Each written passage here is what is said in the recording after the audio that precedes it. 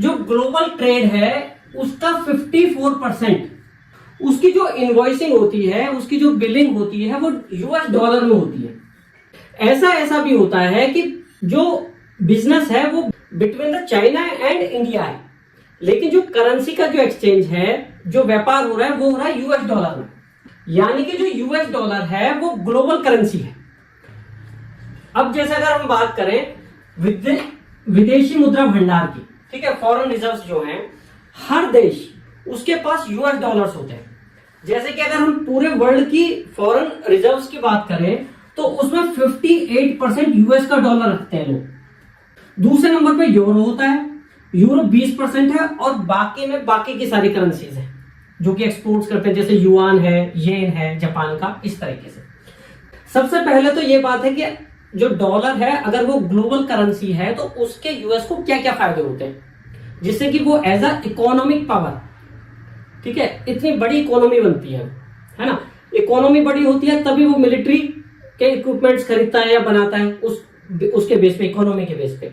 तो सबसे बड़ी बात है कि वो इकोनॉमी इतनी बड़ी कैसे बनती है, ठीक है। तो सबसे बड़ी बात ये है कि जब डॉलर दो देशों के बीच में, एक जैसे फॉर एग्जांपल ये जापान है और ये इंडिया है, ठीक है, जब इससे इसके बीच में बिजनेस होता है तो जापान के पास जो है रुपीज नहीं होते हैं सच, और इंडिया के पास इतने येन नहीं होते, तो ये दोनों आपस में कैसे बिजनेस करते हैं, डॉलर में बिजनेस करते हैं। तो डॉलर से सबसे पहला फायदा क्या होगा, इसको भी डॉलर चाहिए, जब ये इसे इंपोर्ट करेगा तो इसको भी डॉलर चाहिए। तो डॉलर को कन्वर्ट, अपनी यूनिट को, अपनी करेंसी को डॉलर में कन्वर्ट कराना पड़ेगा, ठीक है, कन्वर्जन फीस। दूसरा ट्रांजैक्शन फीस, जो ट्रांजैक्शन के बारे में हम बाद में बात करेंगे कि ट्रांजैक्शन होगा कैसे। तो मैं मोटा मोटा बता देता हूं, जो ट्रांजैक्शन है उसके लिए एक इंटरनेशनल जो सिस्टम है वो यूज होता है स्विफ्ट। जैसे भारत में यूज होता है ना यूपीआई, ऐसे इंटरनेशनल सिस्टम में यूज होता है स्विफ्ट। तो इस पे भी यूएस का कंट्रोल है। दूसरा, डॉलर की जो कन्वर्जन फीस है वो यूएस के बैंक चार्ज करते हैं, transaction fees US dollar charge करते हैं, यूएस के बैंक चार्ज करते हैं।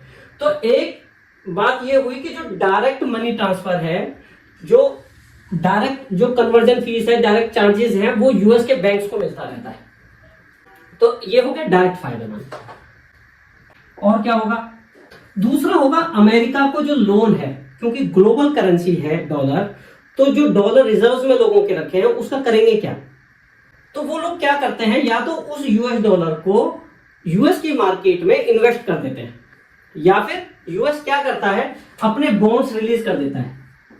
बॉन्ड्स का रिलीज करने का मतलब है कि हाँ भाई, एक तरीके से गारंटी सर्टिफिकेट दे देता है कि भाई आप हमें इतने पैसे दे दो, वो आपके यहाँ सुरक्षित रहेंगे, और इसके बदले में हम आपको इंटरेस्ट भी दे देंगे। तो वो क्या करता है कि 1.5%, 2-2.5% के लगभग इंटरेस्ट दे देता है।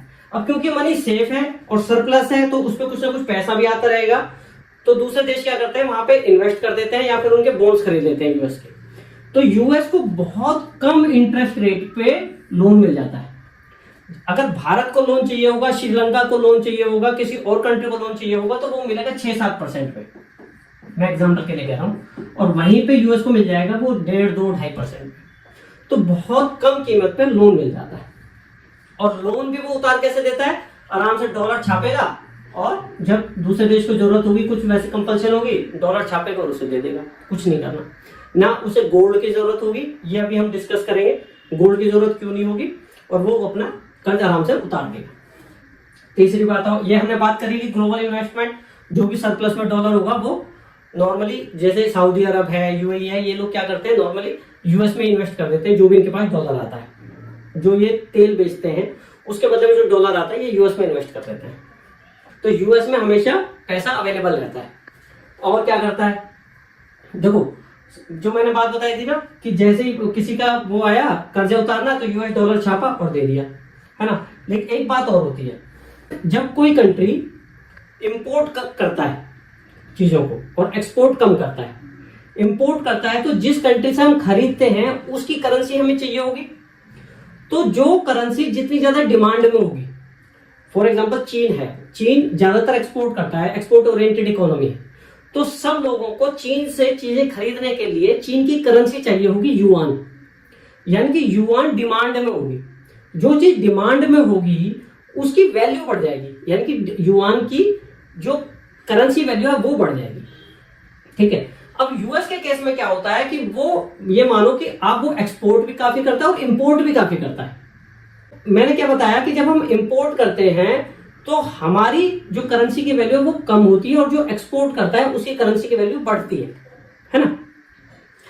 अगर मैं इंपोर्ट करता हूं तो मुझे दूसरे देश की करेंसी चाहिए होगी, मेरी करेंसी को कोई नहीं पूछेगा, तो जो दूसरे देश की करेंसी है वो डिमांड में आएगी और मेरी करेंसी की वैल्यू कम हो जाएगी क्योंकि उसकी डिमांड कम है, क्योंकि मैं तो एक्सपोर्ट करता नहीं हूं, इंपोर्ट ही करता हूं।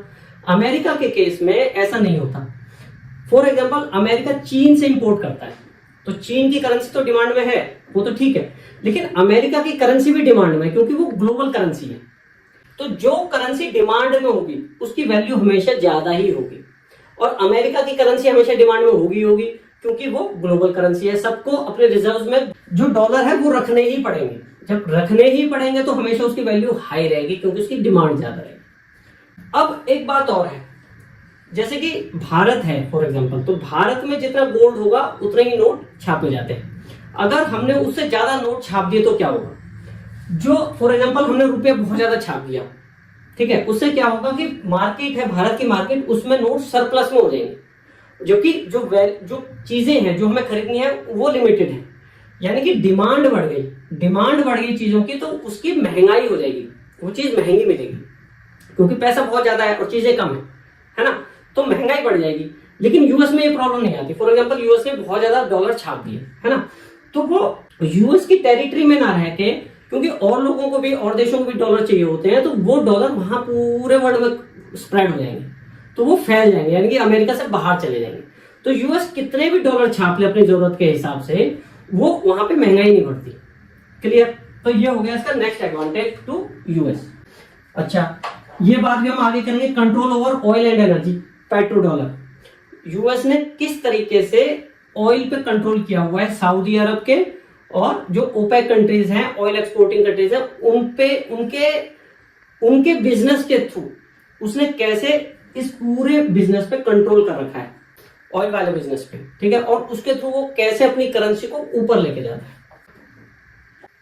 ये हमने शुरू में कर ही लिया कि डॉलर को वो एज ए वेपन यूज करता है, जो कंट्रीज उसकी बात नहीं मानते उनको सैंक्शंस करने में, उनको बिजनेस साइकिल से हटाने में वो उसको डॉलर को एज ए वेपन यूज करता है। ठीक है, तो ये हो गए उसके कई सारे एडवांटेजेस कि यूएस जो डॉलर है उसको ग्लोबल करेंसी होने के नाते वो क्या क्या फायदे लेता है।